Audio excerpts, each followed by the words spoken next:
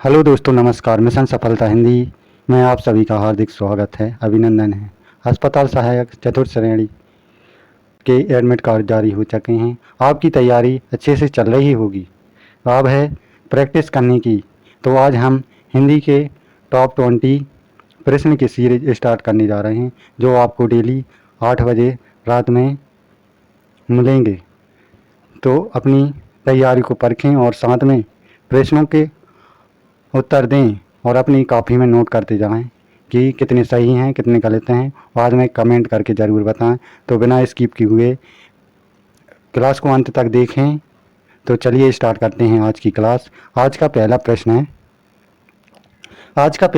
है, राम लक्ष्मण परशुराम संवाद में परशुराम ने अपने किस शत्रु का वध करने का उल्लेख बार बार किया है? तो ऑप्शन ए है रावण, ऑप्शन बी है सहस्त्रबाहु, ऑप्शन सी है खरदूषण, ऑप्शन डी है जनक। तो हमको दिए गए ऑप्शन में से परशुराम ने अपने किस शत्रु का वध करने का उल्लेख बार बार किया है, बताना है। तो आप अपना आंसर सोच लीजिए। तो इसका सही आंसर है सहस्त्रबाहु। तुलसीदास जी ने द्वारा रचित इस अंश में परशुराम जी कहते हैं कि जिसने शिव जी का धनुष तोड़ा है वह मेरा सहस्त्रबाहु के समान ही मेरा शत्रु है। इस प्रकार बी इसका करेक्ट आंसर है। नेक्स्ट क्वेश्चन है,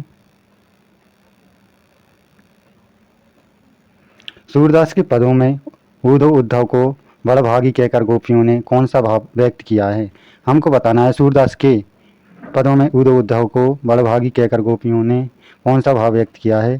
तो आपके ऑप्शन हैं प्रशंसा का भाव, ऑप्शन बी है व्यंग कटाक्ष का भाव, ऑप्शन सी है क्रोध का भाव, ऑप्शन डी है ईर्षा का भाव। तो आप अपना आंसर सोचते जाएं और काफ़ी में नोट करते जाएं। तो इसका सही आंसर है ऑप्शन बी, व्यंग और कटाक्ष का भाव उन्होंने व्यक्त किया है, क्योंकि गोपियां उद्धव को भाग्यशाली नहीं बल्कि वास्तव में अभागा कह रही हैं, क्योंकि वे कृष्ण के साथ रहकर प्रेम में के बंधन से युक्त हो रहे हैं, इसलिए उन्होंने उन पर व्यंग कटाक्ष का भाव व्यक्त किया है। ऑप्शन बी इसका करेक्ट आंसर है। नेक्स्ट क्वेश्चन है, क्वेश्चन नंबर 3, उत्साह कविता में कवि सूर्यकांत त्रिपाठी निराला ने बादलों को किसका प्रतीक माना है? यह प्रश्न सबसे महत्वपूर्ण माना जाता है, क्योंकि यह प्रश्न एमपी असिस्टेंट प्रोफेसर में भी पूछा गया था। तो इसके ऑप्शन हैं शांति और करुणा का, ऑप्शन बी है पुजारी परंपराओं का, ऑप्शन सी क्रांति और नई चेतना का, ऑप्शन डी विनाश का। तो उत्साह कविता में कवि निराला जी ने बादलों को क्रांति और नई चेतना का प्रतीक माना है। क्या माना है? क्रांति और नई चेतना का प्रतीक माना है, क्योंकि उन्होंने बादलों को नवजीवन देने वाले क्रांति को प्रतीक के रूप में पुकारा है। इस प्रकार सी इसका करेक्ट आंसर है। नेक्स्ट क्वेश्चन है, नागार्जुन की कविता ए दंतुरित मुस्कान में मधुपर्क शब्द का क्या अर्थ है? हमको बताना है मधुपर्क शब्द का क्या अर्थ है। तो ऑप्शन ए है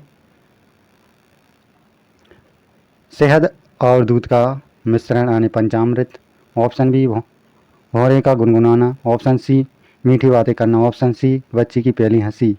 तो इसका सही आंसर है ऑप्शन ए शहद और दूध का मिश्रण यानी कि पंचामृत।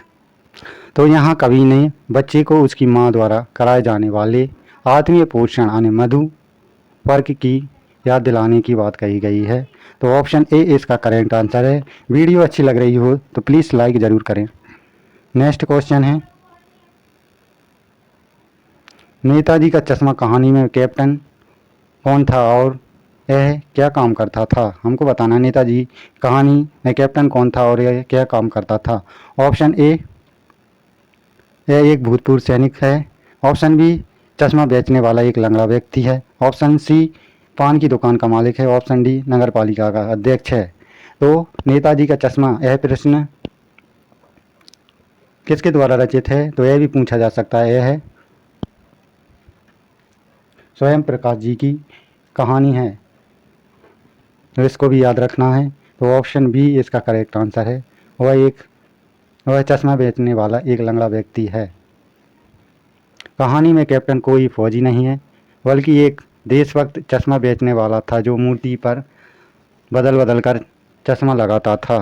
नेक्स्ट है राम वृक्ष बेनीपुरी द्वारा रचित बाल गोविंद भगत रेखा चित्रित में भगत जी की प्रभातियाँ भजन किस महीने से प्रारंभ होती हैं? तो सबसे पहले तो यही प्रश्न बनता है कि राम वृक्ष बेनीपुरी द्वारा रचित बाल गोविंद भगत किस विधा की रचना है? तो याद रखना है रेखा चित्र।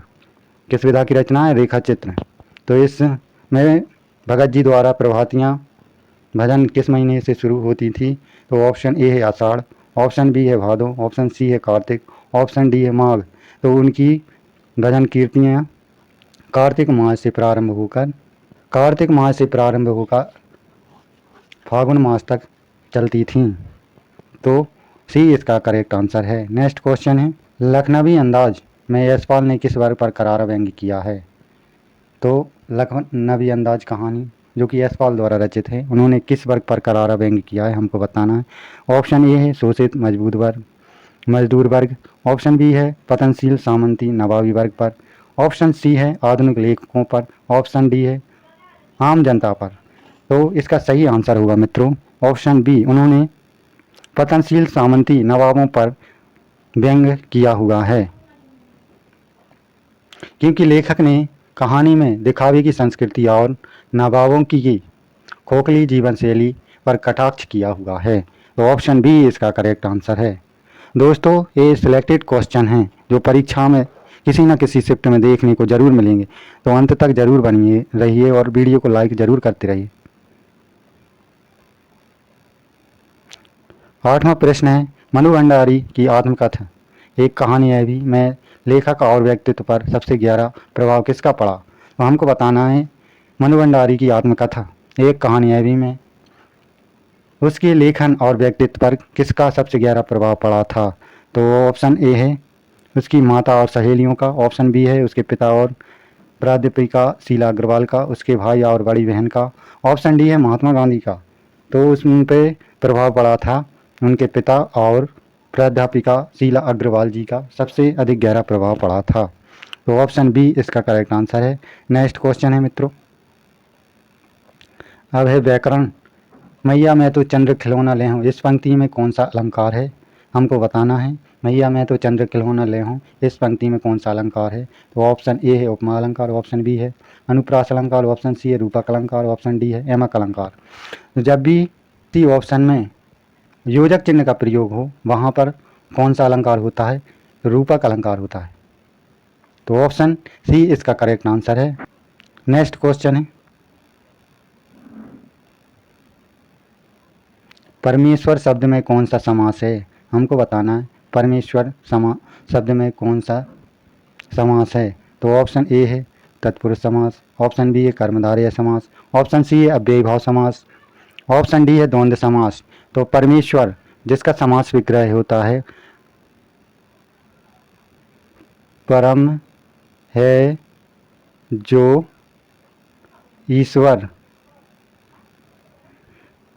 तो ये इसका सही आंसर होगा ऑप्शन बी कर्मधारय समास।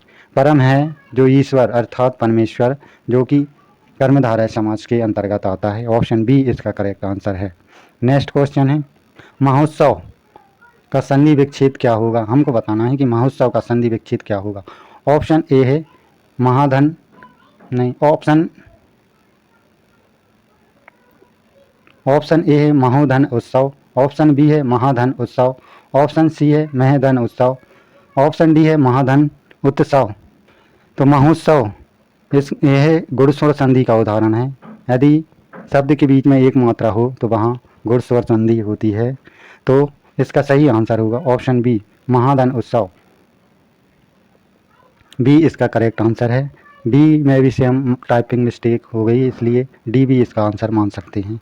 नेक्स्ट क्वेश्चन है द्रौपदी का चीर होना इस मुहावरे का सही अर्थ है। हमको बताना है द्रौपदी का चीर होना इस मुहावरे का सही अर्थ क्या है। तो ऑप्शन ए है पवित्र होना, ऑप्शन बी है अत्यधिक सुंदर होना, ऑप्शन सी है ऐसी वस्तु जो कभी समाप्त ना हो, ऑप्शन डी है लज्जाजनक कार्य करना। तो हमको पता है द्रौपदी का चिन्ह होना, अर्थात ऐसी वस्तु जो कभी समाप्त ना हो। इसलिए ऑप्शन सी इसका करेक्ट आंसर है। नेक्स्ट क्वेश्चन है, रसराज यानी रसों का राजा किस रस को कहा जाता है? हमको बताना है कि रसों का राजा किस रस को कहा जाता है। ऑप्शन ए है वीर रस, ऑप्शन बी है करुण रस, ऑप्शन सी है श्रृंगार रस, ऑप्शन डी है रौद्र रस। तो ऑप्शन सी श्रृंगार रस को रसों का राजा कहा जाता है। इसका स्थायी भाव होता है रति, इसका स्थायी भाव होता है रति या प्रेम। नेक्स्ट क्वेश्चन है, मुँह को होए बाचाल पगु चढ़ाई गिरभर गहन, इस पंक्ति में कौन सा छंद है? हमको बताना है मुँह होए बाचाल पंगु चढ़ाई गिरभर गहन, इस पंक्ति में कौन सा छंद है? तो आपके ऑप्शन ए हैं, पहला है दोहा, दूसरा है चौपाई, तीसरा है सोरठा, ऑप्शन डी है रोला। तो इसमें फर्स्ट 11 और 13 मात्राओं के साथ सोरठा छंद है। ऑप्शन सी इसका करेक्ट आंसर है। सोरठा जिसकी पहचान होती है जिसमें पहले और तीसरे में 11 मात्राएं होती हैं और दूसरे और चौथे में 13 मात्राएं होती हैं, वह सोरठा छंद होता है जो कि दोहा का उल्टा होता है। ऑप्शन सी इसका करेक्ट आंसर है। नेक्स्ट क्वेश्चन है, माता का अंचल पाठ के लेखक का वास्तविक नाम क्या है? हमको बताना है माता का अंचल जो कि आपके पाठ्यक्रम में लगाया हुआ है, उसमें पाठ के लेखक का वास्तविक नाम बताना है। तो ऑप्शन ए है तारकेश्वरनाथ, ऑप्शन बी है भोलानाथ, ऑप्शन सी है शिव पूजन सहाय, ऑप्शन डी है रामनाथ। तो 15 का सही आंसर क्या होगा दोस्तों बताइए। तो ऑप्शन ए इसका करेक्ट आंसर है, तारकेश्वरनाथ इसका सही आंसर है। उनके बाल पर बड़ी चोटी होने के कारण उनको भोलानाथ भी कहा जाता था उनके पिताजी द्वारा, ये भी आपको याद रखना है। नेक्स्ट क्वेश्चन है, जॉर्ज पंचम की नाक कहानी के माध्यम से लेखक कमलेश्वर ने किस मानसिकता पर तीखा व्यंग्य किया है? हमको बताना है जॉर्ज पंचम की नाक कहानी एक व्यंग्यात्मक कहानी है जिसमें लेखक कमलेश्वर ने किस मानसिकता पर अपने तीखा व्यंग्य किया हुआ है। तो ऑप्शन ए साम्यवादी मानसिकता पर, ऑप्शन बी है औपनिवेशिक दौर की गुलाम अवसरशाही मानसिकता पर, ऑप्शन सी है भारतीय कलाकारों की लापरवाही पर, ऑप्शन डी है विदेशी पर्यटकों की सोच पर। तो उन्होंने तीखा व्यंग्य किया हुआ है ऑप्शन बी औपनिवेशिक दौर की गुलाम अवसरशाही मानसिकता पर तीखा व्यंग्य किया है इस कहानी में। तो ऑप्शन बी इसका करेक्ट आंसर है, विशेष रूप से ध्यान रखें। नेक्स्ट क्वेश्चन है, मधु काकरिया द्वारा रचित यात्रा वृत्तांत साना साना हाथ जोड़ी में किस क्षेत्र की यात्रा का वर्णन है? तो इस